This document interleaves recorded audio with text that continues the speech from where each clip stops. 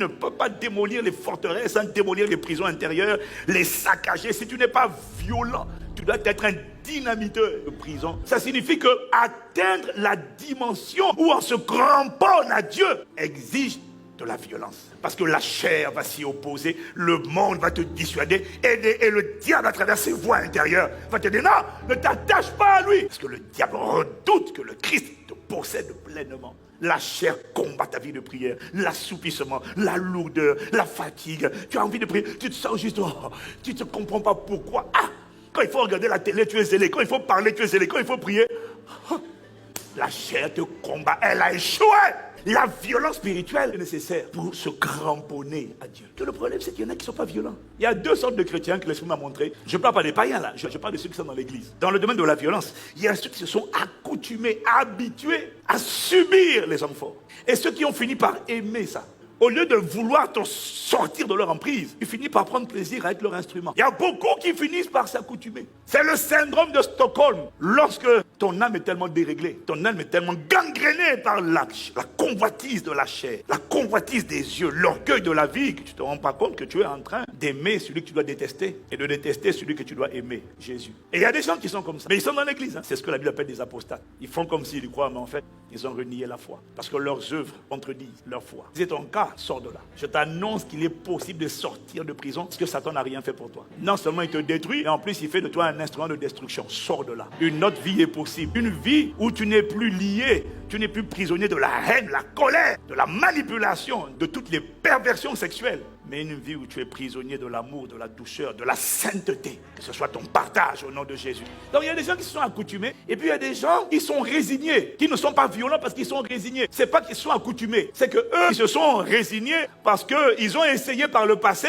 de sortir des prisons, de résister à ces pressions, à ces voies intérieures. Et ils ont tellement subi des coups, ils ont été molestés. Parce qu'en fait, il y en a, ils ont voulu sortir des prisons. Ils ne connaissaient pas la parole. Ils ne s'appuyaient pas sur la vérité. Ils ne priaient pas avec l'église en prière. Puis ils ne s'appuyaient pas sur la voie apostolique, l'autorité spirituelle des pères. Alors ils sont partis tout seuls dans leur combat. Mais ils combattaient des puissants de sorcellerie, toutes sortes d'esprits de voix qui les commandaient, qui les contrôlaient. Il y en a beaucoup, à force d'être châtiés. Tu dis, esprit de rejet, je renonce à toi. Puis tu sens, donc maintenant il y en a, ils ont dit, bon, je ne dis plus rien, je ne vais plus oser engager le combat. Dès qu'une voix me dit, amène la main vers le bas, je préfère éviter les problèmes parce que si je n'emmène pas, j'ai la pression. Il y a même des voix qui disent aux gens, arrête d'écouter cet homme, arrête d'écouter le pasteur Ivan, arrête d'écouter cet homme. Et quand la personne refuse d'arrêter d'écouter, elle commence à avoir des maux de tête, des migraines. Elle est oppressée. Un esprit lui dit, arrête, déconnecte. Non, ils subissent, d'accord, je déconnecte, d'accord. J'ai dit, c'est fini. Tu sors de cette emprise maintenant. C'est ça le problème des chrétiens. Ils prient tout seuls. Non, fais partie d'une église de feu et de power et de prière. Ta libération dans la vie, ta capacité à sortir des prisons intérieures va toujours dépendre, pas seulement de la prière, mais de ton niveau de connaissance et de conscience de la vérité. C'est la connaissance, quand elle est assise en toi, qui te fait sortir. Tu ne sors pas du rejet juste parce qu'on a prié pour toi. Tu ne sors pas de toutes les perversions sexuelles juste parce qu'on a prié pour toi. Tu sors parce qu'on a prié et parce que tu as la conscience de la vérité. Avoir la conscience de la vérité, ça veut dire que tu vois ta condition, ta réalité comme Dieu la voit. Tu ne la vois pas comme les hommes disent qu'elle est impossible. Non, tu vois la situation comme Dieu te l'a décrit dans sa parole. Tu l'appelles comme Dieu l'appelle. Tu acceptes le fait que ce que Dieu dit, c'est ça la vérité. Et tu t'établis, tu prends appui sur cette vérité et tu n'en démords pas. Et tu répètes autant de fois que nécessaire la vérité. Le il est écrit. Tu envoies le il est écrit, que tu sentes pas, tu ne changes jamais de verdict. C'est ça qu'on appelle s'appuyer sur la vérité. N'appelle pas cancer ce que les gens appellent cancer. N'appelle pas blocage ce que les gens appellent blocage. N'appelle pas impossible ce que les gens appellent impossible. N'appelle pas improbable ce que les gens appellent improbable. N'appelle pas limitation ce que les gens appellent limitation. Toi, change de langage. Appelle ça comme Dieu l'appelle. N'ayez pas peur de ce qui leur fait peur. N'ayez pas peur d'eux. Reconnaissez que c'est le Seigneur de l'univers qui est saint. C'est lui que vous devez respecter, craindre. C'est de lui que vous devez avoir la crainte. Si tu dois avoir peur de quelqu'un, excuse-moi de te dire, aie peur de Dieu. Parce que lui, c'est un feu dévorant. Tout ce qui a été créé par Dieu a pris le nom que Adam lui a donné. Ce que Adam donnait comme nom, la chose portait le nom. La raison pour laquelle on l'appelait le lion, c'est parce que Adam lui a donné le nom lion. Ce que tu nommes, comment tu nommes une situation, C'est le nom. Même si ce n'est pas le cas au début, c'est le nom qui va finir par pénétrer la situation. Le pouvoir est dans ta bouche. Tout être vivant, toute création portera le nom que tu lui donneras. La question, c'est comment toi tu l'appelles. L'erreur que tu commets, c'est quand tu l'appelles comme le monde l'appelle. Ah, c'est incurable. Qui a dit? Ah, c'est impossible. Qui a dit? Appelle-le comme Dieu l'appelle. Et c'est ça le premier défi de la plupart des enfants de Dieu, c'est qu'ils ne connaissent pas la vérité.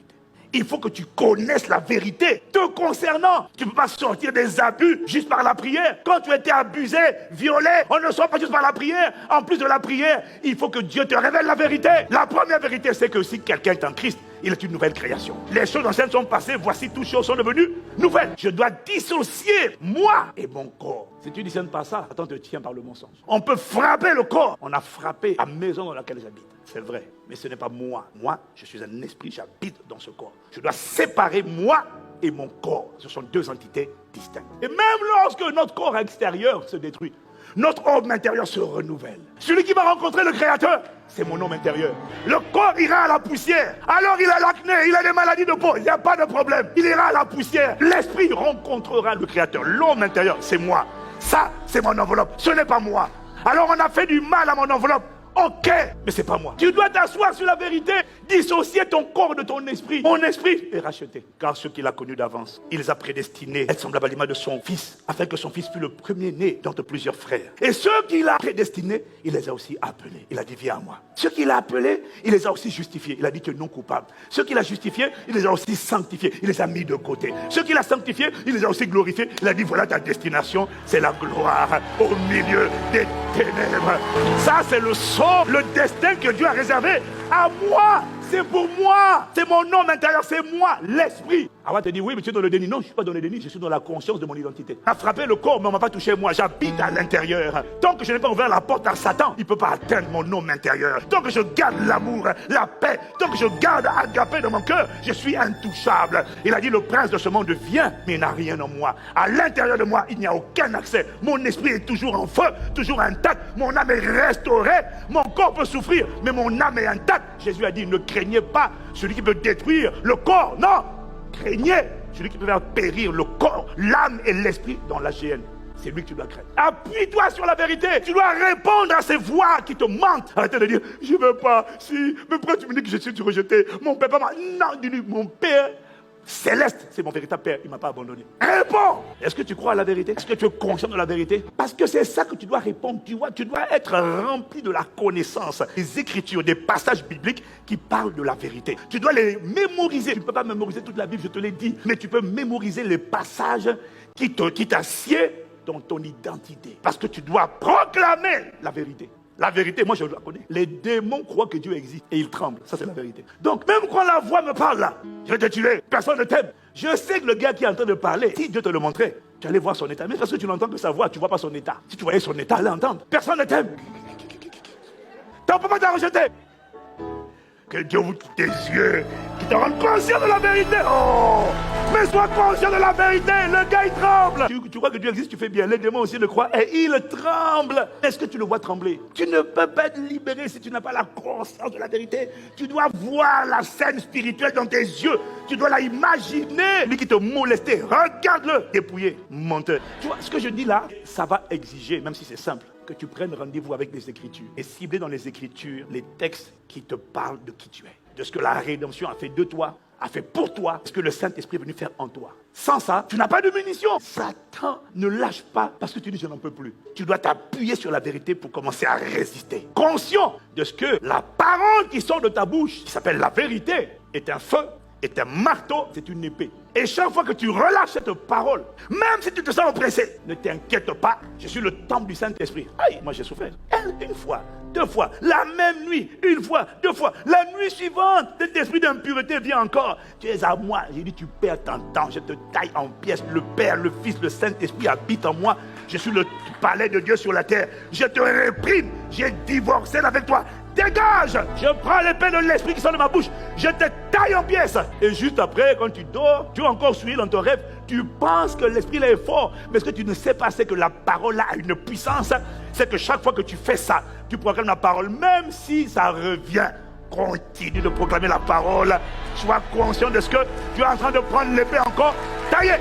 Ils sont tellement têtus que tailler une fois, ça leur suffit pas. Alors taille-le autant de fois qu'il viendra. Quand il revient, il dit, tu es à moi, je m'appelle l'esprit de perversion sexuelle. J'ai dit, je ne t'appartiens pas. Laisse-moi t'envelopper. Je te taille en pièces, je t'écrase la tête, je te brise la nuque. Je suis le palais de Dieu sur terre. Saint, saint, saint. C'est ma nature, c'est mon identité. Parce que tel il est, tel je suis dans ce monde. Riposte par la parole de vérité. C'est une épée, taille-le en pièces. Sois conscient de ce que quand tu programmes la parole, en train de lui envoyer un uppercut. Les hommes de foi, les femmes de foi ne marchent pas sur le je sens. On marche sur je sais. Autant de fois que nécessaire. Résiste par la parole. Je te dis, c'est parce que tu vas dire, oui, mais le pasteur a prié, pourtant je ne comprends pas. Le pasteur a parlé, poussé par l'esprit, la parole est venue. La parole a besoin de trouver la foi en toi, mais Dieu a besoin que tu deviennes violent. Et ceux qui sont violents engagent d'abord l'âme de la vérité pour riposter. Oppose-toi. Ça ne veut pas dire laisse-toi écraser. Non, résiste-lui avec une foi ferme. Ne lâche pas. Maintenant, regarde, hein. Il n'est pas écrit et il s'en ira loin de vous. Il n'est pas écrit et il va tourner le dos. Non. Il est écrit, il va fuir. Parce que moi, j'aurais cru qu'à un moment donné, à force de résister, il va dire, oh, j'en ai marre de ce bras de fer, allez, je m'en vais. Non. Il dit, il fuit. Fuir, c'est pas marcher. Quand quelqu'un fuit, ça veut dire qu'il vient de vivre quelque chose qui l'a terrifié. On ne fuit pas quand on n'a pas peur. On ne fuit pas quand on n'est pas épouvanté. Si la Bible dit il va fuir, ça veut dire que par ta résistance, il a vu ton visage changer de contenance. À ta résistance, il a vu un autre visage. Yeah! Je t'annonce que le diable va fuir à ton sujet. Toi, tu n'as pas compris que pendant que tu es en train de résister, quelque chose est en train de se passer à l'intérieur de toi. La force est en train de montrer. Le visage du lion de la tribu de Juda est en train de se former davantage en toi. Magodrama Shakataya. Parce que tu résistes. Quelque chose se passe. Le diable ne part pas loin de toi. Il fuit. Et s'il fuit, ça veut dire qu'il vient d'être épouvanté par toi. Est-ce que tu le vois en train de fuir? Ça, c'est la vérité.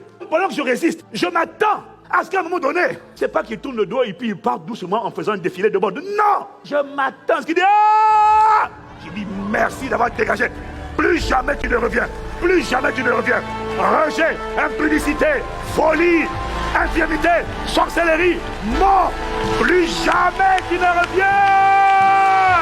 Et d'ailleurs, je te poursuis au nom de Jésus. Je t'attrape. Je te taille en pièces. Écoute-moi bien. Tu dois comprendre une chose concernant le diable. Il ne lâchera jamais une personne qui ne le cogne pas. C'est bien de jeûner. Mais une personne qui ne le confronte pas en face, qui ne dit pas tu t'es trompé, il fallait aller chez quelqu'un d'autre. Là, je vais te déchirer. Je vais t'écrabouiller. Tu t'es trompé d'individu. Tu t'es trompé de vase. Je suis le mauvais vase pour toi. Tu ne supporteras pas ma vie. Je viens contre toi dans le nom de Jésus. Tu as attaqué ma maison, mais je viens avec l'épée de l'esprit. Il est écrit, taille-le, taille-le, taille-le.